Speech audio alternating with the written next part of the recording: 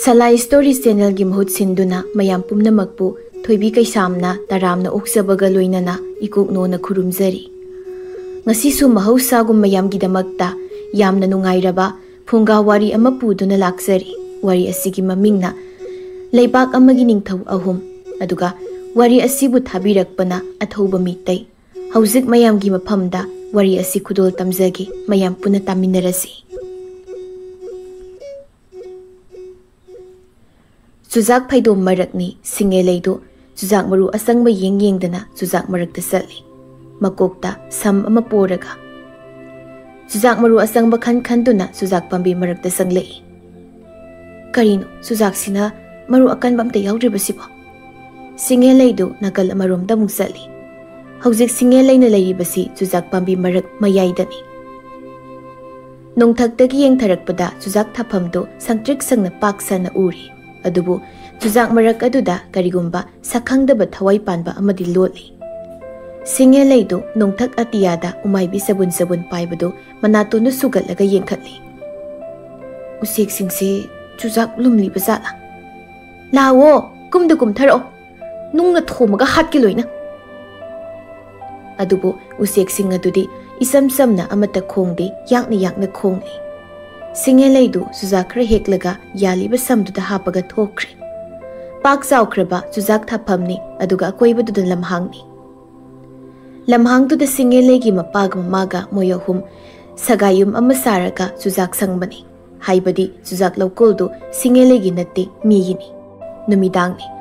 Singelaidu makong mari panna wangna sariba Chuzak sangdugi mathakta. Singelaidu maipu masa amada Chuzak lauraga pamli.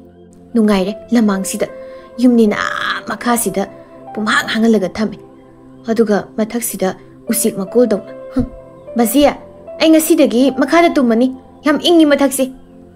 manungdagi mapa samuna bema makha do usina lebak ninbagi sagai oina sari base adugini yumse ko makha dai san ani da loige khali o san loiraga yumida san hagasaba takpada yumse thude ke hairo Nangna hari si sumini adudi karena nin bahiba uok oin loirage aduna parani bazia nang ai sarokta Chuzak marakta tumusani ko hey mi na phagi tawrini su khangde pare nangna buki jadi Chuzak marakta tumne do tumuro bazia ai asingi tumusora bazia komo bazi tumusora ba Singelai do mapaga lawnari aduga somda Thang ta paiba amuba phi setpa mai mamai khumjin mamiyoi khara Chuzak marakta karigumba mathibagum tariba idunadi ma Chuzak marakta lotli haibani huyani duna kadom sengkrabza miyoi amana Chuzak maraktagi ammam to oina sandoklaga thibana pharoidre khoisibo nupa amana madudi yaroi aikoi puna sakadabani thigadabani aikhomiya Chuzak se manam nungsiba yawre Kariya kisi. Tabra maya. Arapada sagai sangam uri basa. Masida sanglaga Chuzak rasi lauraga saro na paroidro. Maisu ui. Yaini tau. Wow, bana slori. Kanade. Changa putharusi. As nupiga leramadi paranida. Kulai paiba phimu setpa nupa tara kundo Singelegi sagai sangtamna huptana sangsilai. Adubu Chuzak maraktagi karigumba ama tumina moidi yenglaga lehori.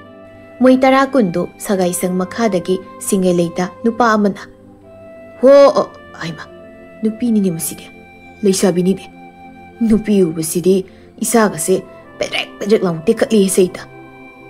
Sagai mathagdagi Singelaina ahalga saraga makok tu pi kupaga. Kana nuni na hoibo. May puse lawai lutundu da hay tharau hay bro. Ha. Nupa amana makut khallaga. Zilo Shibutare ko chilomi. Sian kinuwo nakokta mai se haitarake Chuzak huran masa nupa mana hey Chuzak huran makani de haino aikoi gi se no Chuzak marakta mi thiba laklibani ne moi mayam do hoi mani kaina punna mangaka nomaga khumbi Singelai do matomta kari mi thiba haiba o mi thiba da Chuzak su hurali boire dudia Chuzak huran balan misa Hibong zaugi lan misa. Lan mi mana. Usit kidra da maside. mi thiba phangdabagi khoidaugarga sauningbaga imungdagi samudu chujak huranbada kapnaba saba ten ama tenjai maru ama hapaga matungda ten maru mapul ama yalaga thoglai kadaino thibong lauba kadano chujak hurale haribdo haibema bazi tu makhada leire thibong lau singsi mamisida ten maru amum kapsilu lanmi mana hai tendi pura kapna gumsi kadai koi chujak si thamjaramage ba la mayam chalas lao samuna ngaiko noibu ai chujak marak sida kari taramlinu haiwani da lalmi amana mi thiramani ahal ado ahal nang aikoi se ki budi phabani ko ining thongna atopa mi de khut tharu kinu hairak pagi thadrabani yare mayam halasla kari mi thiramani haiba bazia kaino moina mi thiba haisiba moi gisi mi hatna bu puraga chujak marak da lot khrisala bazia law moi gi matung inausi masak singsia chujak loina mai thadom dana ba mo kari su tawrida moi gi ningthau gama na ba phati be ma nongmadi moi gi lan mi singsi su matam lakini law tum na ba tawro law angak pani be ma nang su ba sak sa ba loiraga chujak amuk sari dubu khulaw di ba nang su samuda tumina sangkre singelei do mapada maya do karaga chujak tu pairaga lehowi ahingni chujak marakta lanmi singna thiriba miyoido masado inai itei na phamlaga chujak anauba ahingba sari singoibadu chujak tu yam wana yoni masi makra sasilade haksangse sat bakra chat pangam do male ado aina leiribasi kadaidano singoibadu ahing aduma misingna chujak ahing lu saraga khongbal oi karui toba lakhong amadamuk sitna kumtharaga khong simatang tiklamdrabadi khangadobani si oredi nungan mangairage ayukni chujak marakta singoiba thiramba miyoi singdu sagol thoraga lambi amada lakli aduga singelegi leibak adu lanthoklaga thangnaba leibak tuda sagol du thauzinki makoi singdu leibak asigi lanmi amata nate singelegi kewa leibak asi lau singu phaba leibak lehau yamna phaba mahi marong yamna puthok pangamba maming leiba leibak amani maram asna kewa hariba leibak asi ina khunba leibak ama oi aduga angakpa amana singelegi mapa asisu ningthau amani adubu samu asi ningthauni haibasi nimdang laklamba lanmi sing aduna khangli wahang amana kewa leibak ki ningthaudi ningthau singoibani adu oirabadi samu sidi karamna kewa leibakta chujak tha du leiramliba nukning ma phawu wahangni masisu ayukto singelei do makuta ten ama mamit tamlaga chujak marakta sanglai aphaba mi yimta leitrabne usiksi chujak hurana khonabada chujak marakse huran mayamgi sana yunifam olabani singelei do ten do mamitta tamna chujak marakta sum sanglakpada chujak marakta phatpa laukhong khongbal amada yengbada masak matau yamna phajaba lengzum yona masam zomzom taba masama u phaba dupa ama makhong teklaga chepna asibagum hiptur leirambadu ubada singeleido hotan sensili nupasi oigadawira ngarang chujak huran malan mising nun thirambado as magi sidi khusu ti amaleni nupasi isam chama nupadi mate seli sari phise chaksa sinadi singelei na thengnari badu chingoi bani singelei na singoi badu chujak marakta sanchange haijilaga mapabu laktuna kauri nongmanini haukhre chingoi badu mamai gi sarukto thangte na sokpana masak phajana laksin mangamdri singelei gi mama amuzaubina ibungo nangbu wa phaudi khra ngangaudana adum sadana lei nate nangbu nuwit humni sara isia haujik phauba nabuk thandri braiba ha singelei aduni ma phajana sai hai as bazia aikoina inba phau asu yam chara sinadi matom taga saradi phajana chadau mali he hey noyeni gi phagido yam paktre kai satho kanano makhada ai kaurise ha mama amai ba natro sak yam sa bai bungo sigi makhong atek pa samba amai ba du oirini singoi badi tumina dum tai moi mayam na ngangnari badu amai badu singoi bagi manakta momon nok na phamlaga makhongda thariba WhatsApp to semna jingoibada masakto khangbagum lakum munne yenglaga kaishu tawroi dawjikti adoi toima nupa masa si masa yamna soli aduna masi oiba sinjak matam chana pijabiyo atangba mamal wangba miyoini pamai sisu loina khamdek lamina masak masa si loina mangle singeleina maming atangba kaubra haisi khuramai ba asok nupa do amaiba da munne yenglaga mamit kuppi amaiba na singelda atangba kaubani yamna tangba mi amtaga lake ko oh he atangba karigin nangna itang hek tangaga mina hatogi thirei do samuna khangdrida maiba mi helak paise sakpu kamamadi henga tawrini amu zawbina aduni aina haisi mapa masasi yengo sakti khasiti saroiba midasi singeleina lemna pizaba yabra haisia anaba phare kainaga sakraba o nang ai kuta sirengo suzaka than khidoini chingmam hanjan chi phawba amai badudi mapa masana ngangnaribdu noklaga ningthau singoibada yengli ningthau singoibagi lebak asi adungai mahaki mamang thakta ningthau oiramba nupa amana lebak asigi saruk ahum thokpagi saruk amadi thangnaba lebakta pithokhlambagi wari lei pithoklamliba lamkhradusu atai karigi sunate ningthau singoibagi khewa lebakta sujak thabada sendong mangbagini sayolamagi matungni ningthau singoibagi leibaki lamkhra lausiliba leibak adugi ningthau konungdani leibak adugi ningthau adu puksil yamna pikpa minungsi leitaba leibak miyambo otnaiba ningthauni mamingna laba kawi ningthau singoibabu hatpa laklamba lanmi sing adusu labagi lanmini laba mamangda pakpa lamtak siama thamlaga lanmi singa wa tanari ningthau laba ahal oire sai humpudra suri adubu mahak ahal mande magi masama udo ningthau labana yamna singba nahani ningthau angangdo mana lamma setsi amuk khudum channa hotnaribase tarai na lawba yadabagini aina mabu hatna siliba lalongse magi mamangda palama ningthau ani aina lalong asimak sathabadagi makha taba wamata aigi mathakta ngangba ngamkhidabani adubu ningthau naha sidi lanmi sama phau semakat pangamtaba mana sujak tharaga hingba pitru pikpa lebak sinasu aingonda laman khumdogi lanmi mana o wafam sidi sujak thabagi wafam oi iningthau lebak asi leihau yamna phaba mahi marong yamna puthokpa yaba lebakni matam maduda masi boina karamna khudum san sige khanbada sujak thabagi lalon idik ama aina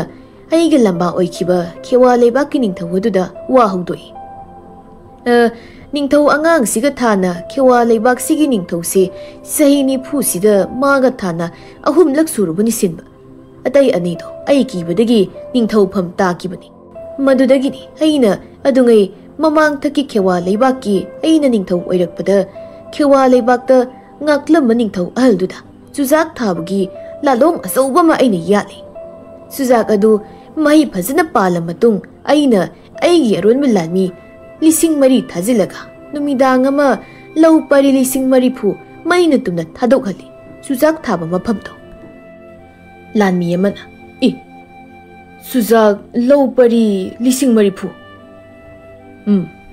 aduga gehu thaba lau pari humudra amaga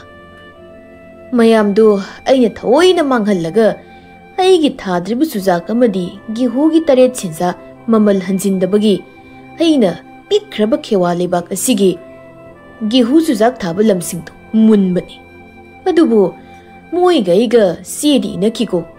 mahi marong manglabasu punna mangmina baidana aduga sedudi aina mangankre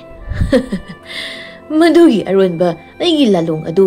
hojik ningthau angang sina khanglakpa amadi aingonda ayet apan oirakadabagi marin leiba ningthau nado aina hatba yadabani lanmi amana ningthau singoibagi mamangda samu gobu ningthau amasu ai kibadagi ningthau pham thadokiba kuirabani samudo ningthau singoiba khewa leibaki mamangi ningthaugi mantri oiramba miyoi kharana lona ningthau pham hapada ngairiba ꯑꯔꯣꯟꯕ ꯃꯤꯌꯥꯝꯅ ꯊꯣꯏꯅ ꯃꯤꯁꯛ ꯈꯪꯅꯗ꯭ꯔꯤꯕ ꯌꯥꯝꯅ ꯁꯤꯡꯕ ꯅꯤꯡꯊꯧ ꯄꯥꯈꯪꯅꯤ꯫ ꯍꯧꯖꯤꯛ ꯅꯤꯡꯊꯧ ꯂꯥꯕ ꯌꯥꯎꯅ ꯈꯦꯋꯥ ꯂꯩꯕꯥꯛꯇ ꯅꯤꯡꯊꯧ ꯁꯤꯡꯒꯣꯏꯕ ꯍꯥꯠꯅꯕ ꯂꯥꯛꯀꯗꯧꯔꯤ꯫ ꯂꯥꯕꯒꯤ ꯂꯥꯟꯃꯤ ꯇꯦꯡꯒꯣꯜ ꯃꯁꯤꯡ ꯌꯥꯝꯈ꯭ꯔꯦ, 10,000ꯒꯤ ꯃꯊꯛꯇ ꯂꯩꯈ꯭ꯔꯦ꯫ ꯁꯣꯝꯗ ꯅꯤꯡꯊꯧ ꯁꯤꯡꯒꯣꯏꯕꯒꯤ ꯃꯟꯇ꯭ꯔꯤꯁꯤꯡꯗꯨ ꯂꯥꯟꯃꯤ 100ꯃꯨꯛꯇꯨꯒ ꯋꯥꯔꯤ ꯇꯥꯟꯅꯔꯤ꯫ ꯂꯥꯟꯃꯤ ꯑꯃꯅ, "ꯑꯁ, ꯑꯩ ꯂꯥꯟꯃꯤ ꯑꯣꯏꯕꯒ ꯇꯣꯛꯑꯒꯦꯗ ꯃꯌꯥꯝ꯫ ꯅꯤꯡꯊꯧꯕꯨ ꯄꯪꯁꯤꯟꯗ ꯁꯤꯜꯂꯤ꯫ ꯑꯩꯅ ꯂꯥꯟꯃꯤ ꯑꯣꯏꯔꯛꯄꯗꯒꯤ ꯅꯤꯡꯊꯧꯕꯨ ꯆꯤꯡꯒꯣꯏꯕꯒ ꯊꯥꯔꯒ 3 ꯁꯨꯔꯦ ꯁꯤꯟꯕ꯫ ꯅꯤꯡꯊꯧ ꯈꯣꯏꯔꯥꯕ, ꯅꯤꯡꯊꯧ ꯁꯥꯃꯨ, ꯑꯗꯨꯒ ꯍꯧꯖꯤꯛꯅ ꯅꯤꯡꯊꯧ ꯁꯤꯡꯒꯣꯏꯕ ꯑꯁꯤꯁꯨ ꯂꯥꯟ ꯌꯥꯝꯅ ꯍꯩꯕ ꯃꯥꯜꯂꯒ, ꯃꯔꯤꯜ ꯂꯩꯕ ꯃꯥꯜꯂꯒ ꯃꯥꯡꯈ꯭ꯔꯦ, ꯂꯣꯠꯈ꯭ꯔꯦ꯫ ꯅꯍꯥꯟ ꯂꯥꯕꯒꯤ ꯂꯥꯟꯃꯤ 100 ꯈꯛ ꯃꯇꯣꯝꯇꯅ ꯍꯥꯠꯂꯝꯃꯒ." ꯃꯟꯇ꯭ꯔꯤ ꯑꯃꯅ, "ꯂꯥꯟꯃꯤ, ꯇꯥꯟꯅꯔꯤꯕ ꯋꯥꯁꯤ ꯐꯥꯒꯤ ꯇꯥꯟꯒꯅꯨ꯫ ꯑꯩꯈꯣꯏꯒꯤ ꯅꯤꯡꯊꯧ ꯁꯤꯡꯒꯣꯏꯕꯒꯤ ꯋꯥꯔꯤꯁꯦ ꯐꯨꯡꯒꯥ ꯋꯥꯔꯤ ꯅꯠꯇꯦꯀꯣ꯫ ꯃꯟꯇ꯭ꯔꯤ, ꯋꯥ ꯃꯈꯥ ꯇꯥꯕꯤꯌꯨ." ꯃꯟꯇ꯭ꯔꯤ ꯑꯃꯅ, "ꯑꯗꯨꯗꯤ ꯑꯩꯈꯣꯏ ꯂꯣꯏꯅ ꯇꯨꯃꯤꯟ ꯂꯩꯔꯁꯤ ꯍꯥꯏꯔꯣ ꯍꯥ ꯂꯥꯟꯃꯤ? ꯑꯩꯈꯣꯏꯁꯦ ꯅꯤꯡꯊꯧ ꯂꯥꯕꯒꯤ ꯈꯨꯕꯥꯝꯅꯨꯡꯗ ꯃꯤꯅꯥꯏ ꯅꯥꯏꯊꯥꯡ ꯑꯣꯏꯔꯣꯏꯁꯤ ꯍꯥꯏꯔꯣ ꯍꯥ? ꯃꯤꯈꯥ ꯄꯣꯟꯅ ꯍꯤꯡꯒꯗꯧ ꯁꯔꯨꯛ ꯁꯤꯈꯤꯕꯅ ꯁꯔꯨꯛ 100 ꯍꯦꯟꯅ ꯐꯩ꯫ ꯑꯗꯨꯒ ꯑꯃꯨꯛ ꯑꯩꯈꯣꯏ ꯁꯤꯕ ꯌꯥꯗꯦ꯫ ꯑꯩꯈꯣꯏ ꯄꯤꯛꯂꯕꯁꯨ ꯄꯤꯛꯅ ꯑꯄꯤꯛꯄ ꯏꯃꯥ ꯂꯩꯕꯥꯛ ꯑꯁꯤꯒꯤꯗꯃꯛ ꯍꯤꯡꯗꯕ ꯌꯥꯗꯕꯅꯤ." ꯂꯥꯟꯃꯤ ꯑꯇꯩꯗꯨ ꯃꯈꯨꯠꯇ ꯄꯥꯏꯅꯔꯤꯕ ꯊꯥꯡꯄꯦꯟꯁꯤꯡꯗꯨ ꯁꯨꯡꯒꯣꯏꯗ ꯗꯝꯗꯝ ꯂꯥꯎꯅ ꯊꯣꯝꯃꯒ ꯃꯁꯥ ꯃꯁꯥꯒꯤ ꯊꯧꯅꯥ ꯐꯕ ꯎꯠꯅꯔꯛꯏ꯫ ꯂꯥꯟꯃꯤ ꯑꯃꯅ, "ꯂꯥꯟꯃꯤ 1,000,000ꯒꯤ ꯃꯊꯧ ꯇꯥꯗꯦ꯫ ꯃꯊꯧ ꯇꯥꯔꯤꯕꯗꯤ ꯂꯥꯟꯃꯤ 1,000,000ꯒꯤ ꯄꯥꯏꯔꯛꯀꯤ ꯂꯧꯁꯤꯡ ꯑꯩꯉꯣꯟꯗ ꯆꯦꯟꯕꯁꯤꯅꯤ." ꯂꯥꯟꯃꯤ ꯑꯃꯅ, "ꯂꯥꯟꯃꯤ 10,000ꯒꯤ ꯃꯊꯧ ꯇꯥꯗꯦ꯫ ꯑꯩꯈꯣꯏ ꯂꯥꯟꯃꯤ 100ꯗ ꯂꯥꯟꯃꯤ 10,000ꯒꯤ ꯊꯧꯅꯥ ꯂꯩꯕ ꯇꯥꯏ." ꯃꯟꯇ꯭ꯔꯤ ꯑꯃꯅ, "ꯂꯨꯔꯤꯕꯗꯤ ꯑꯩꯈꯣꯏꯒꯤ ꯏꯅꯤꯡꯊꯧꯕꯨ ꯍꯧꯖꯤꯛ ꯀꯗꯥꯏꯗ ꯂꯩꯔꯝꯒꯗꯒꯦ?" ꯃꯟꯇ꯭ꯔꯤ ꯃꯌꯥꯝ ꯃꯔꯛ ꯑꯗꯨꯗꯒꯤ ꯑꯃꯥꯏꯕ ꯑꯃꯅ ꯇꯞꯅ, "ꯑꯩꯈꯣꯏꯒꯤ ꯏꯅꯤꯡꯊꯧ ꯃꯐꯝ ꯑꯃꯗ ꯇꯦꯛꯇ ꯀꯥꯏꯗꯅ ꯂꯩꯔꯤ꯫ ꯄꯥꯏꯔꯛꯀꯤ ꯂꯧꯁꯤꯡꯅ ꯌꯣꯝꯂꯕ ꯏꯅꯤꯡꯊꯧ ꯁꯤꯡꯒꯣꯏꯕꯕꯨ ꯑꯩꯈꯣꯏꯒꯤ ꯃꯔꯛꯇꯒꯤ ꯄꯨꯛꯆꯦꯜ ꯃꯣꯠꯄ ꯃꯤꯑꯣꯏ ꯈꯔꯅ ꯅꯤꯡꯊꯧ ꯂꯥꯕꯅ ꯏꯅꯤꯡꯊꯧꯕꯨ ꯍꯥꯠꯅꯕꯒꯤ ꯂꯥꯂꯣꯡ ꯌꯥꯠꯄꯗ ꯃꯇꯦꯡ ꯄꯥꯡꯁꯤꯜꯂꯝꯕꯁꯤꯅ ꯏꯅꯤꯡꯊꯧꯗ ꯂꯥꯏꯕꯛ ꯊꯤꯕ ꯊꯧꯗꯣꯛ ꯑꯁꯤ ꯊꯣꯛꯂꯤꯕꯅꯤ꯫ ꯌꯦꯛꯅꯕꯒꯤ ꯂꯥꯟꯃꯤ 150,000ꯕꯨ ꯃꯇꯣꯝꯇ ꯂꯝꯕꯥ ꯄꯥꯕ ꯉꯝꯕ ꯏꯅꯤꯡꯊꯧ, ꯑꯁ, ꯈꯜꯂꯨꯕꯗ ꯇꯨ ꯁꯨꯡꯏ꯫ ꯑꯗꯨꯕꯨ ꯍꯧꯖꯤꯛ ꯏꯅꯤꯡꯊꯧꯒꯤ ꯑꯁꯣꯛꯄ ꯂꯥꯌꯦꯡꯂꯤ ꯑꯩꯅ꯫ ꯃꯍꯥꯛꯀꯤ ꯃꯈꯣꯡ ꯑꯗꯨ ꯆꯤꯡꯃꯥꯏꯗꯒꯤ ꯑꯣꯟꯊꯔꯛꯄꯗ ꯅꯨꯡꯅ ꯅꯟꯕꯗꯒꯤ ꯃꯈꯣꯡ ꯇꯦꯛꯇꯅ ꯂꯥꯌꯦꯡꯖꯔꯤ." ꯂꯥꯟꯃꯤ ꯑꯃꯅ, "ꯍꯥ, ꯏꯅꯤꯡꯊꯧ ꯃꯈꯣꯡ ꯇꯦꯛꯂꯦ ꯍꯥꯏꯕ? ꯏꯅꯤꯡꯊꯧꯕꯨ ꯀꯗꯥꯏ ꯂꯩꯕꯒꯦ? ꯇꯥꯛꯄꯤꯌꯨ ꯃꯟꯇ꯭ꯔꯤꯅ." "ꯑꯩꯈꯣꯏ ꯄꯨꯟꯅ ꯉꯁꯤ ꯍꯌꯦꯡ ꯆꯠꯂꯒ ꯋꯥ ꯂꯥꯎꯗꯕꯤ ꯎꯅꯔꯨꯁꯤ ꯃꯌꯥꯝ꯫ ꯂꯥꯏꯕꯛ ꯐꯕꯗꯤ ꯏꯅꯤꯡꯊꯧꯒꯤ ꯑꯇꯦꯛꯄ ꯃꯈꯣꯡꯗꯣ ꯁꯝꯕꯗꯒꯤ ꯍꯥꯟꯅꯒꯤ ꯑꯁꯦꯡꯕ ꯈꯣꯡꯗꯒꯤ ꯍꯦꯟꯅ ꯀꯟꯒꯗꯧꯔꯤ꯫ ꯃꯔꯝꯗꯤ ꯏꯅꯤꯡꯊꯧꯒꯤ ꯃꯈꯣꯡ ꯑꯗꯨ ꯌꯣꯠ ꯐꯨꯝꯂꯦ ꯑꯩꯅ." ꯃꯟꯇ꯭ꯔꯤ ꯑꯃꯗꯤ ꯂꯥꯟꯃꯤꯁꯤꯡꯅ ꯂꯣꯟꯅ ꯄꯨꯜꯂꯤꯕꯗꯨ ꯅꯤꯡꯊꯧ ꯁꯤꯡꯒꯣꯏꯕꯒꯤ ꯑꯔꯣꯟꯕ ꯃꯐꯝ ꯑꯃꯗꯅꯤ꯫ ꯅꯣꯡꯃ ꯅꯤꯅꯤ ꯍꯧꯈ꯭ꯔꯦ ꯁꯣꯝꯅ ꯁꯤꯡꯒꯣꯏꯕꯗꯨ ꯁꯥꯃꯨꯗ ꯀꯣꯆꯤ ꯀꯣꯠꯇꯅ ꯋꯥꯔꯤ ꯁꯥꯔꯤ꯫ ꯃꯔꯝꯗꯤ ꯁꯤꯡꯒꯣꯏꯕꯅ ꯁꯥꯃꯨꯗꯨ ꯃꯁꯛ ꯈꯪꯕꯅꯤꯅ ꯃꯈꯣꯏ ꯑꯅꯤ ꯁꯒꯥꯏꯁꯪ ꯑꯗꯨꯗ ꯃꯈꯣꯡꯁꯤꯡꯗꯨ ꯌꯥꯟꯊꯔꯒ ꯐꯝꯂꯤ꯫ ꯁꯤꯡꯒꯣꯏꯕꯗꯨ ꯆꯨꯖꯥꯛ ꯍꯧꯕꯔꯣꯝꯗ ꯌꯦꯡꯂꯒ, "ꯃꯤꯊꯤꯕꯣꯡ ꯃꯤꯇꯝꯕꯥꯟ ꯑꯣꯏꯖꯥꯅꯤꯗ ꯁꯥꯃꯨ ꯍꯥꯏꯔꯤꯕ ꯅꯤꯡꯊꯧ ꯑꯣꯏꯔꯝꯕꯗꯣ꯫ ꯁꯥꯃꯨꯗꯨ ꯃꯇꯣꯝꯇ ꯅꯨꯡꯉꯥꯏꯔꯣꯏꯗꯧꯔꯤꯗ ꯋꯥꯔꯤꯁꯤꯗꯤ꯫ ꯁꯛꯈꯪꯗꯕ ꯏꯕꯨꯡꯉꯣ, ꯅꯤꯡꯊꯧꯒꯤ ꯋꯥꯔꯤ ꯅꯠꯇꯕ ꯑꯃ ꯁꯥꯁꯤꯗ꯫ ꯀꯩꯗꯧꯔꯒꯦ ꯈꯨꯔꯥ?" "ꯀꯔꯤꯝ ꯇꯧꯗꯦꯗ꯫ ꯑꯗꯨ ꯅꯪꯕꯨ ꯁꯥꯃꯨꯗꯨꯁꯨ ꯐꯔꯁꯨ ꯐꯠꯇ꯭ꯔꯁꯨ ꯃꯤ ꯅꯪꯒꯤ ꯃꯃꯥꯡꯗ ꯅꯤꯡꯊꯧ ꯑꯣꯏꯔꯝꯂꯤꯕꯅꯤꯅ ꯈꯤꯇꯁꯨ ꯏꯀꯥꯏ ꯈꯨꯝꯅꯧꯗꯅ ꯏꯕꯨꯡꯉꯣ ꯅꯪꯕꯨ꯫ ꯃꯤꯊꯤꯕꯣꯡꯗꯨꯔ ꯍꯥꯏꯁꯦ ꯍꯥ ꯈꯨꯔꯥ? ꯑꯁ, ꯇꯥꯕꯗ ꯋꯥꯔꯦꯗ ꯏꯕꯨꯡꯉꯣ ꯅꯪꯕꯨ꯫ ꯇꯥꯔꯤꯕ꯭ꯔꯥ ꯃꯃꯥ? ꯏꯕꯦꯝꯃꯗꯨ ꯃꯕꯨꯡꯒꯤ ꯍꯤꯗꯥꯛꯇꯨ ꯃꯍꯤ ꯁꯨꯝꯕ ꯂꯣꯏꯔꯕꯗꯤ ꯈꯔ ꯑꯝꯇ ꯄꯨꯔꯛꯎ ꯍꯥꯏꯌꯨ꯫ ꯉꯝꯖꯔꯗꯤ ꯇꯨꯝꯅꯕ ꯍꯤꯗꯥꯛ ꯂꯩꯔꯕꯗꯤ ꯃꯗꯨꯁꯨ ꯈꯔ ꯍꯥꯞꯆꯤꯜꯂꯛꯎ ꯍꯥꯏꯌꯨ." ꯁꯤꯡꯒꯣꯏꯕꯗꯨ ꯅꯣꯛꯂꯤ ꯁꯥꯃꯨꯅ, "ꯑꯗꯣ ꯅꯪꯒꯤ ꯈꯣꯡꯁꯤꯗꯤ ꯀꯜꯂꯤꯅꯦ ꯏꯕꯣ, ꯌꯣꯠ ꯐꯨꯝꯂꯤꯕꯅꯤꯅ ꯏꯕꯣ꯫ ꯏꯕꯨꯡꯉꯣ, ꯆꯨꯖꯥꯛ ꯃꯔꯛꯇ ꯐꯤꯃꯨ ꯁꯦꯠꯄ ꯃꯤ ꯈꯔ ꯑꯩꯅ ꯎꯔꯤꯕꯁꯤ ꯆꯨꯖꯥꯛ ꯍꯨꯔꯥꯟꯕ ꯑꯣꯏꯔꯤ ꯖꯥꯠꯂꯥ? ꯅꯠꯇ꯭ꯔꯒꯅ ꯅꯍꯥꯟ ꯅꯪ ꯊꯤꯕ ꯂꯥꯛꯑꯝꯕ ꯏꯕꯨꯡꯉꯣꯗꯨ ꯀꯗꯥꯏ ꯂꯩꯈ꯭ꯔꯦ? ꯃꯈꯥꯗ ꯇꯥꯈ꯭ꯔꯕ ꯖꯥꯠꯂꯥ? ꯑꯁ, ꯐꯔꯛꯅꯤꯗ ꯃꯁꯤꯁꯨ." ꯁꯥꯃꯨꯗ ꯍꯧꯒꯠꯂꯒ ꯀꯨꯌꯦꯡ ꯌꯦꯡꯉꯤ꯫ ꯑꯗꯨꯒ ꯁꯣꯝꯗꯅ ꯂꯥꯕꯒꯤ ꯂꯥꯟꯃꯤ 30ꯃꯨꯛ ꯆꯨꯖꯥꯛ ꯃꯔꯛꯇ ꯆꯨꯖꯥꯛꯁꯤꯡꯗꯨ ꯊꯨꯗꯦꯛꯇꯅ ꯁꯥꯃꯨꯒꯤ ꯁꯒꯥꯏꯁꯪ ꯑꯗꯨ ꯇꯝꯅ ꯂꯥꯛꯂꯤ꯫ ꯑꯗꯨꯕꯨ ꯁꯤꯡꯉꯦꯂꯩꯗꯤ ꯆꯨꯖꯥꯛ ꯃꯔꯛꯇ ꯆꯨꯖꯥꯛ ꯍꯦꯛꯂꯝꯂꯤ꯫ ꯁꯤꯡꯉꯦꯂꯩꯗꯨ ꯆꯨꯖꯥꯛ ꯍꯦꯛꯄ ꯂꯦꯞꯂꯒ, "ꯆꯨꯖꯥꯛ ꯃꯔꯛꯇ ꯁꯟ ꯆꯪꯕ꯭ꯔꯥ? ꯅꯠꯇ꯭ꯔꯒ ꯆꯨꯖꯥꯛ ꯍꯨꯔꯥꯟꯕ ꯆꯪꯕ꯭ꯔꯥ? ꯆꯨꯖꯥꯛ ꯇꯦꯛꯄꯒꯤ ꯃꯈꯣꯜ ꯇꯥꯔꯤꯁꯦ ꯀꯗꯥꯏꯅꯣ? ꯑꯩꯒꯤ ꯇꯦꯟꯗꯣ ꯊꯥꯡꯁꯤꯅ ꯑꯣꯏꯅ ꯍꯦꯛꯇ ꯌꯥꯟꯒꯦꯗ꯫ ꯍꯦ, ꯍꯨꯔꯥꯟꯕ ꯀꯅꯥ ꯀꯅꯥꯅꯣ? ꯅꯊꯤꯕꯣꯡꯗ ꯍꯨꯔꯥꯜꯂꯒ ꯆꯥꯗ꯭ꯔꯗꯤ ꯃꯁꯤ ꯑꯣꯏꯗꯕ꯭ꯔꯥ ꯍꯥ? ꯍꯨꯔꯥꯟꯕ ꯁꯥ!" सोमदा लाबगी लानमी अमना करीनो चुजाक हेक्तना अखोइ हुरान बाइदे लानमीसा खोंदा सिबु मयम करी खलिगे हा लानमी अमना मसी हानु चुजाक मरक्सिदा सराक तमसिदा हा मसी याना नानसु याम उसित थवइदब खोंदा सिनरे नुमितो मपा दुन तेन पाइबगी शाउ यादबगी तौबने लानमी अमना निंगथौ हातपा लाकब्रा हाइबबु नुपी ओइना सराक तमदरुइना अखोइगिसे फरेने लाओने मखोलसे सोमदा ताइ अदो इनिंगथौ लाबदा अखोइना तौगदरिबा थबकसे हाइदोकनदबि हाइबा तौबगा सिंगै लेदु लानमी सिंग अदुकी मनाक्ता संगलै हुरानबा नोइ चुजाकसे थुदेक्ट्रदि हुरानबा यादब्रा हा नोइ नपाना थाब्रासे अखोइसु सिसि लोकलगे हिंगिने लानमी अमना अदुदि नंग चुजाकसे थाबा तो अखोइसु नंग चुजाकसे हुरानबा तोकलगे हाइदि इतु ओइजरगे हाइबनिदा कदाइ खुदांग लानमीदुना सिंगेलेगी खुदांगदु ताप लाउना पाइरगा चुजाक मरक्ता सिंसिंगे तौबगा मफम मरंग खंगद माइकै अमदगी लानमीदुकी मख्वांगदु असौबा थांगपाक अमना जोब लाउना फैना हाइरे लानमीदु मख्वांगना सोइदतलगा चुजाक पांबी मरक्ता पाइसिनखी मतुप अनि थोकना मथिबोंग मरिल सिंगदु हाइदोकलगा सिंगेलेदु खंगप्रे खंगना खंगलाउ लाउई लानमी सिंगदु मसमना युंगगा लानमी अमना सिदि निंगथौ सिंगोइबगी मी खुआनि निंगथौ सिंगोइबसे ले आइगी नंगंदा दांग थे लैसे मिकु फादे लानमी सिंगदु सिंगोइबना सिंगेलेगी ममांगदा येंदेम सोइबदौना फदत फदत लोइना सोइदतखि लानमी कुन खुदकता चुजाक मरक्ता मरेन मसुंगुमना तादुर लैरि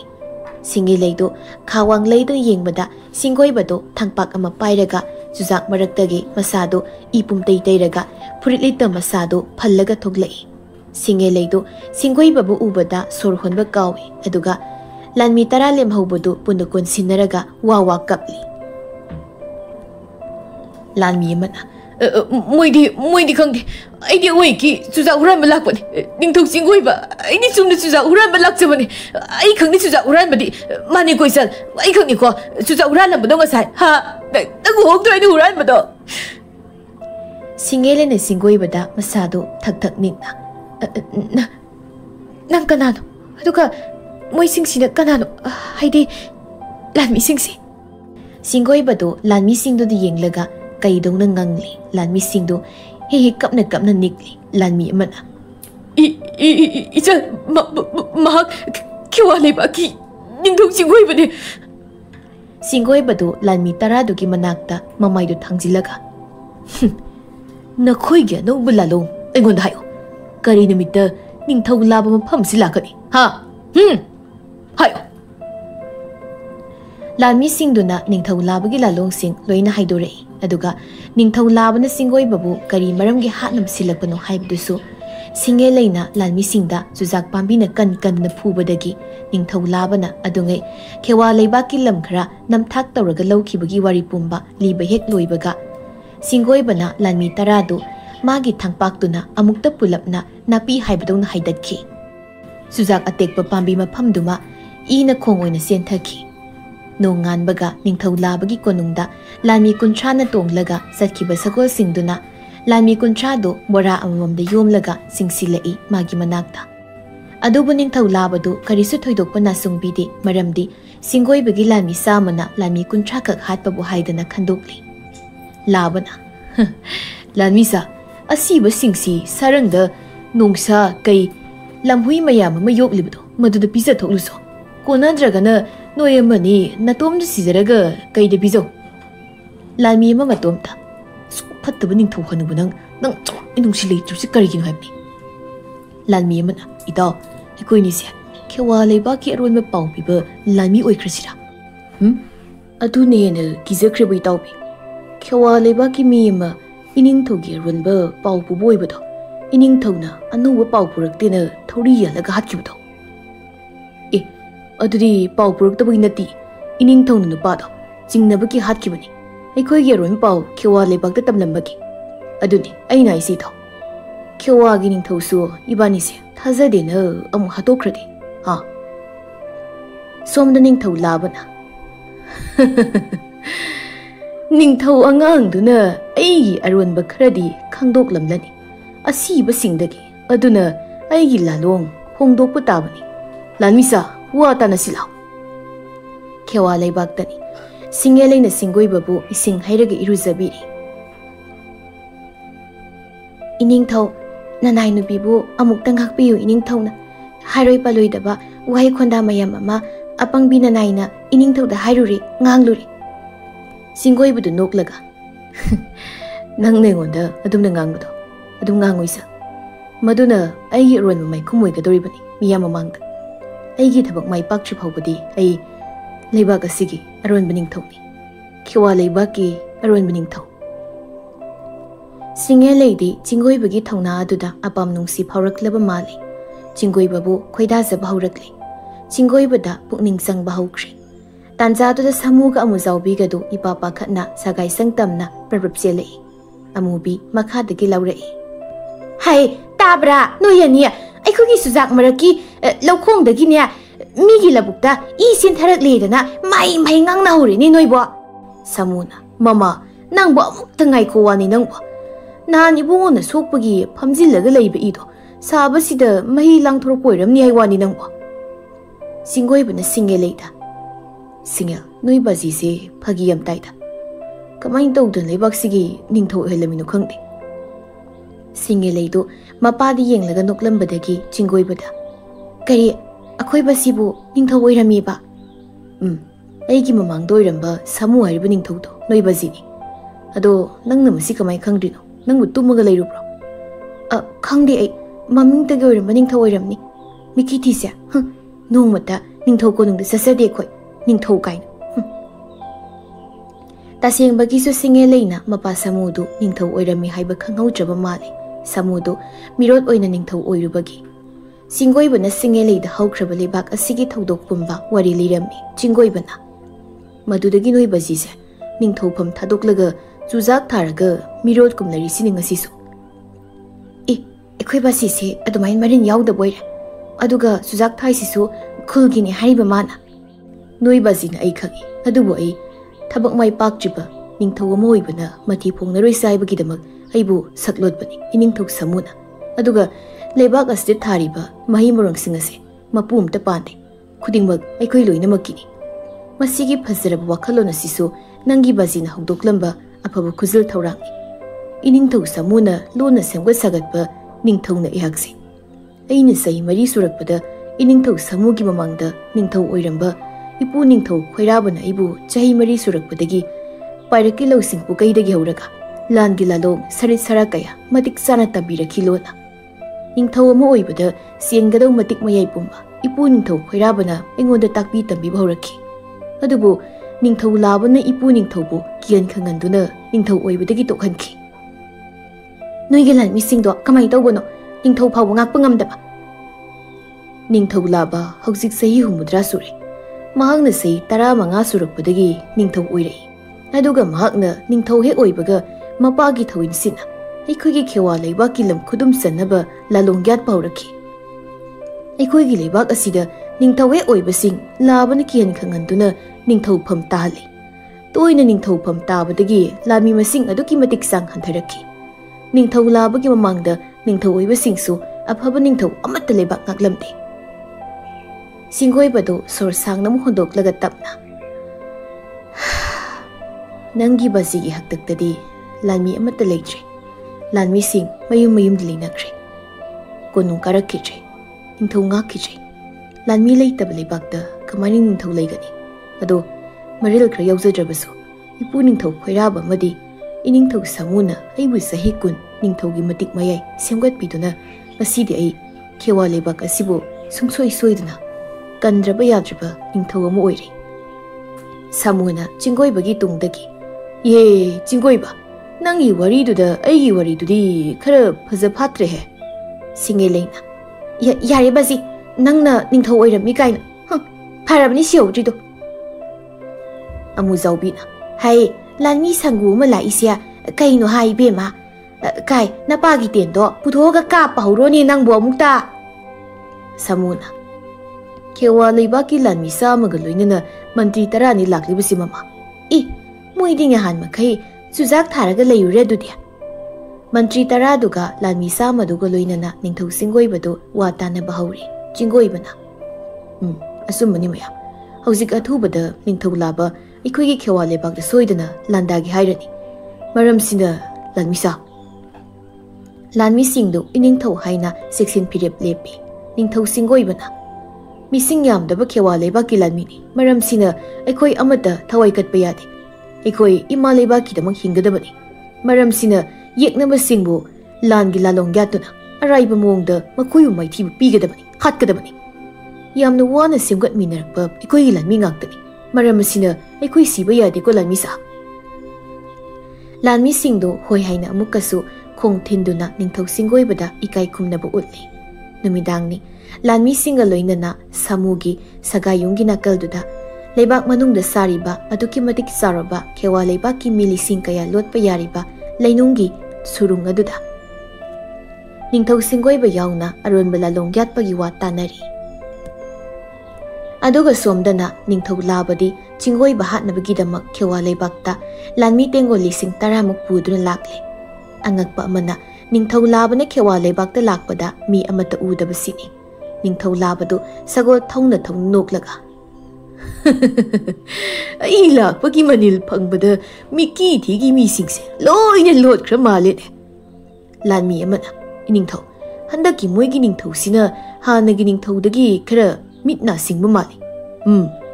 ꯑꯁꯣꯟꯕꯒ ꯂꯝꯕꯥ ꯄꯥꯕ ꯑꯩ ꯀꯌꯥ ꯈꯣꯏꯖꯪꯗꯦ꯫ ꯂꯥꯎ, ꯈꯦꯋꯥ ꯂꯩꯕꯥꯛ ꯑꯁꯤꯗ ꯍꯧꯔꯤꯕ ꯃꯄꯨ ꯄꯥꯟꯗꯕ ꯃꯥꯟꯕ ꯃꯍꯩ ꯃꯔꯣꯡꯁꯤꯡꯁꯦ ꯁꯒꯣꯜ ꯊꯧꯖꯤꯜꯂꯒ ꯂꯣꯏꯅ ꯃꯥꯡ ꯇꯥꯛꯍꯟꯗꯨꯅ ꯅꯤꯡꯊꯧ ꯑꯉꯥꯡꯗꯣ ꯀꯣꯏꯊꯤ ꯊꯤꯔꯒ ꯍꯥꯠꯀꯗꯕꯅꯤ꯫ ꯑꯩꯈꯣꯏꯒꯤ ꯑꯔꯣꯟꯕ ꯄꯥꯎ ꯄꯨꯕ ꯈꯦꯋꯥ ꯂꯩꯕꯥꯛꯀꯤ ꯂꯥꯟꯃꯤ꯫ ꯂꯥꯟꯃꯤ ꯑꯃꯅ ꯇꯥꯖꯩ ꯅꯤꯡꯊꯧꯕꯨ, ꯅꯪꯗꯤ ꯅꯤꯡꯊꯧ ꯑꯉꯥꯡꯗꯨꯒꯤ ꯂꯩꯐꯝ ꯈꯪꯂꯕ ꯅꯠꯇ꯭ꯔꯥ? ꯑꯆꯨꯝꯕꯅꯤ ꯅꯤꯡꯊꯧ, ꯑꯩꯅ ꯅꯤꯡꯊꯧꯗꯨꯒꯤ ꯂꯩꯐꯝ ꯈꯪꯗꯣꯛꯆꯔꯦ꯫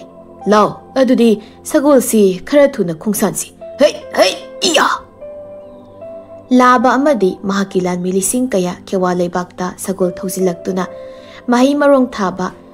ꯂꯧ ꯄꯔꯤ ꯂꯥꯛ ꯀꯌꯥ ꯅꯩꯈꯥꯏꯔꯛꯏ꯫ ꯑꯗꯨꯕꯨ ꯂꯥꯏꯕꯛ ꯊꯤꯕꯗꯤ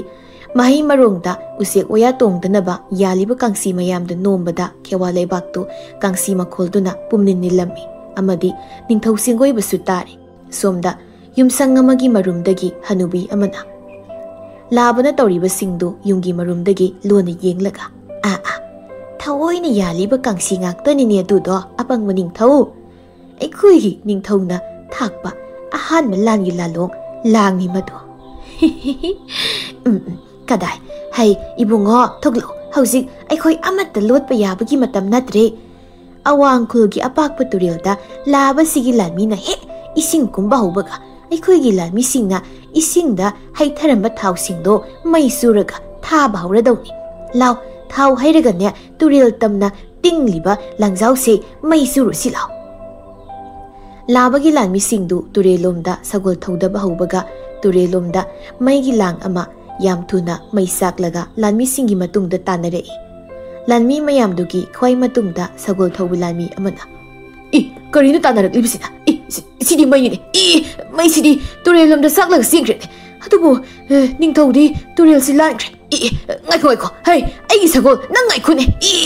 ꯇꯨꯔꯦꯜꯗ ꯁꯒꯣꯜꯒ ꯂꯣꯏꯅꯅ ꯇꯧꯗꯔꯦ! ꯂꯥꯡ ꯃꯔꯤꯗ ꯃꯩ ꯆꯥꯛꯂꯒ ꯇꯥꯟꯅꯔꯛꯄ ꯃꯩꯗꯨ ꯄꯥꯛ ꯆꯥꯎꯔꯕ ꯊꯥꯎꯊꯤ ꯉꯥꯛꯇ ꯍꯩꯊꯕ ꯇꯨꯔꯦꯜ ꯑꯗꯨꯗ ꯇꯥꯔꯒ ꯃꯩ ꯕ꯭ꯔꯪ ꯂꯥꯎꯅ ꯍꯧꯏ ꯇꯨꯔꯦꯜꯒꯤ ꯏꯁꯤꯡꯗꯣ꯫ ꯇꯨꯔꯦꯜ ꯃꯄꯥꯛ ꯑꯗꯨꯗ ꯏꯁꯤꯡ ꯂꯥꯟꯕ ꯂꯥꯕꯒꯤ ꯂꯥꯟꯃꯤ 5ꯃꯨꯛ ꯏꯁꯤꯡ ꯃꯌꯥꯏꯗ ꯃꯩꯅ ꯄꯨꯝꯆꯥꯛ ꯆꯥꯛꯏ꯫ ꯂꯥꯟꯃꯤꯁꯤꯡ ꯈꯥꯔꯥꯏ ꯈꯪꯗꯈꯩ ꯏꯁꯤꯡꯗ ꯂꯨꯞꯅꯩ, ꯑꯗꯨꯕꯨ ꯂꯥꯟꯃꯤ 5,000ꯗꯤ ꯇꯨꯔꯦꯜꯗ ꯃꯩꯅ ꯄꯨꯡꯀꯥ ꯀꯥꯅ ꯆꯥꯛꯂꯒ ꯁꯤꯔꯤ꯫ ꯅꯤꯡꯊꯧ ꯂꯥꯕꯗꯨ ꯇꯨꯔꯦꯜ ꯋꯥꯡꯃꯒꯤ ꯂꯩꯔꯥꯏꯗ ꯁꯒꯣꯜꯗꯒꯤ ꯀꯨꯝꯊꯔꯒ ꯑꯆꯠꯆꯥ! ꯃꯁꯥ ꯁꯣꯟꯕꯁꯤꯡꯒꯤ ꯂꯥꯂꯣꯡꯅꯤꯅ ꯃꯁꯤꯗꯤ! ꯏꯌꯥ! ꯑꯗꯨꯛ ꯎꯁꯤꯠꯇꯅ ꯑꯩꯕꯨ ꯂꯥꯛꯆꯕ ꯅꯤꯡꯊꯧ ꯃꯆꯥ ꯅꯪ ꯑꯩꯅ ꯇꯝꯊꯤꯅ ꯍꯥꯠꯀꯅꯤ! ꯁꯣꯝꯗ ꯅꯤꯡꯊꯧ ꯁꯤꯡꯒꯣꯏꯕꯅ ꯁꯤꯡꯒꯦꯂꯩꯗ ꯀꯤꯕ ꯌꯥꯗꯦꯀꯣ, ꯃꯐꯝꯁꯤꯗꯒꯤ ꯊꯣꯛꯄꯁꯨ ꯌꯥꯗꯦ꯫ ꯇꯦꯟ ꯑꯁꯤ ꯑꯔꯥꯏꯕ ꯇꯦꯟ ꯅꯠꯇꯦ, ꯅꯣꯏꯕ ꯑꯁꯤꯅ ꯄꯥꯏꯔꯤꯁꯦ꯫ ꯃꯁꯤꯒꯤ ꯇꯦꯟ ꯑꯁꯤꯒꯤ ꯃꯔꯨ ꯑꯁꯤ ꯇꯥꯏꯕꯪ ꯃꯤꯅ ꯃꯁꯛ ꯎꯔꯣꯏ ꯅꯪꯅ ꯀꯥꯞꯄꯗ꯫ ꯑꯗꯨꯕꯨ ꯌꯥꯔꯤꯕ ꯃꯈꯩ ꯅꯪ ꯇꯦꯟ ꯑꯁꯤ ꯁꯤꯖꯤꯟꯅꯕꯗꯤ ꯌꯥꯗꯦꯀꯣ꯫ ꯅꯪ ꯂꯣꯟꯅ ꯑꯗꯨꯝ ꯂꯩꯒꯗꯕꯅꯤ ꯃꯐꯝꯁꯤꯗ, ꯑꯩ ꯊꯣꯛꯅꯕ ꯇꯧꯒꯦ꯫ ꯁꯤꯡꯒꯦꯂꯩꯅ ꯁꯤꯡꯒꯣꯏꯕꯒꯤ ꯃꯈꯨꯠꯇꯨ ꯇꯥꯞ ꯂꯥꯎꯅ ꯐꯥꯏ꯫ ꯁꯤꯡꯒꯣꯏꯕꯗꯨ ꯁꯤꯡꯒꯦꯂꯩꯗ ꯌꯦꯡꯉꯤ꯫ ꯉꯥꯏꯈꯣ, ꯑꯩ ꯅꯪ ꯅꯨꯡꯁꯤ ꯍꯥꯏꯕꯁꯦ ꯑꯃꯨꯛꯇ ꯐꯣꯡꯗꯣꯛꯍꯧꯒꯦ ꯇꯧꯕꯅꯤ꯫ Singile ai halakani ai kaisu siroi ai nangi thamoi masak khangi nangi ngasi wai sina ai siba yaroi dori ngasi dake nang siba yade ko thawai ai sida tum leiramge ko nang mungai tuna aduga chujak phutlaga chamina siko hoi hoi chadoini nang chujak phutlaga ngairamu ko ai ningthau labado hanubado satlauna hatoklaga thuna muk lake mathakta gi samuna ai iningthau kakhalawone lansi loibaga nui ne luhung biradoni ai mama nangbu makada kumone karimu ingda leirino o nang su hinglaga halo haige tawba dugi Singoi badu singe leida momonok lamlaga mathakta kakhalei amu zawbidu makhada masanupi gi manakta kumkhre somda labagi lanmi singdu sawbi hemandana khewa leiba ki mahi marung sing mangta khan bahurei kungi lok na bathari belau sing mahi marung sing sangsin dana mangta khan bahurei labana adubu laibak thibadi mahi marung marakta haksang na thengbadu husen mahida mahi marung loina saisilamdana Lami sing marimuk masa singdu laizawdana mafam aduda masa pumba I thokna phuri khotlaga loina sirami Hauzik ningthau labagi lanmi lising amamuk ta ngairi labagi lanmi sing kiba yawnari hausing lanmi amana labada iningthau ikhoibu hanbana phadoribra ha ihe nangbu yumda lagi hairo se adudi tu ningthau labana lanmi do thangna lamaga mangaktu job laun haidatki Lanmi ki makoktu sagol mathakta pup launa kelaga taki Lanmi mayamdu ningthau labda sauna yengnai labadu matomta sagoldu mamangda thogatki Lanmi singdu labagi maningda sagol singkha maga lehowe Lanmi amana itaw papa aikhoi gisu imung lei itu isa imaipa isinang loi lei aduga masigi phatraba hanubu pakhang asidi magi kana su leiba nati aduna mangonda miyoibagi minungse bese machan amta yaude Lanmi mayamdu amaga sauna yengnai labadu sagol tongna lanmi singta Noisu loina siba kirabo ha Noi singsu leimda loina haninglabo Lanmi amana aidi haningle e Oi maki Lanmi amana aishu haningle Lanmi singdu chingkhumanana loina kumlei ningthau labadu humang tare Karino lanmi singa sin tawrakliba mawong sina hey Lanmi sa noi bu kaidorage ne Lanmi amana nangi damag tum saba khangda kai nangi minai oibai khoibu sa nga dumna adu minung shileitna hatpa yabra ha Lanmi sing adu yade na punna hauna makhut singdu thangatlaga khumi ningthau laba makok sabana loire tanja duda nakalda leiba sujak hoba saruba sujak ingkhol ama mai grong sakalakle Lanmi singdu mai khusak to ubada thinthaba tawde Sagol singdu thuna yangna thau-duna magi thokpasi nakhi Somda labadu humang ororo tana mayadu karaga lanmi singdu da yenglaga lehowe Kari matau nuni ngasigi matau sibo Haina makoibu ngammena tawningbada tawruribasidi makoidi aingoda singlaga leiramledana Adudi thabak sidi tomtana dingambanate Ai halawbana phadau malisidi Sagol sisu makhongsi kaidore nangthoraklibasina Labado sagoldagi kumthabaga arapadagi labatamna thangpak ama leidna paisilei thang pairakpagi makhuldu tabada labado khangboi lakpoi phatlauna leithoklaga thangpakto makhuna tap launa pharure adubu labadodi thangpakto mayada oina pharura mali makhutto straight launa segai is kadomdagi thangnu side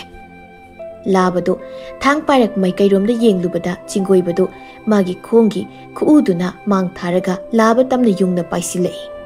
aduga labagi sairungda singoibagi khuudu bak launa piki labado sallaga paithoi singoibado magi thangpakto tapna khullaga nang boina kobani nangi lanmi asiba kunthra duda pau thakibani na Labado leitungai marakta longna taraga maya amadi manatonda tarakliba idu taithoklaga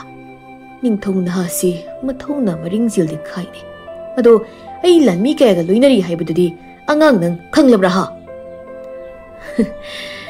nangi lanmi khara mayumda senkibado madusu aigi lanmi singi aronba lang thakpham lambida sangudana langda thuraga loina hatkre aigi lanmi chama khaktuna kari nangi si Aibu ki liba kaidura ha लाबदो थुन हौगटलगा मागी थांगदो थुन सटलगा सिंगोइबद थांगदो हाइथरई सिंगोइबद सोंगथोई निंगथौ अनिदो मैब्रा हौ मखै थांग यानरई मफमदो नोंग खाकपगुमना मै brung brung हौई Ningthou लाबसु अराइबा हल्दी ओइरमद्रे लाबना हिया निंगथौ मसा नंगी मपोक अहुम अइना निंगथौ ओइदन लाक्तबनी या है सिंगोइबना मागी थांगपाकतो लाबदा जोब जोब लाउना हाइथरगा अदुगा नंगबु हाटकदबा नंगी अरोइबा निंगथौदो अइनिने या है करी अइबु हाटपा हाइबा अदुदी नकोकता थांगपाकसिना है या नंगदो हाटलगे है चिंगोइबना अदुदी नंगना थांगदो ngaksang mapada hairingai aina paktharaga nanggi nabukta hai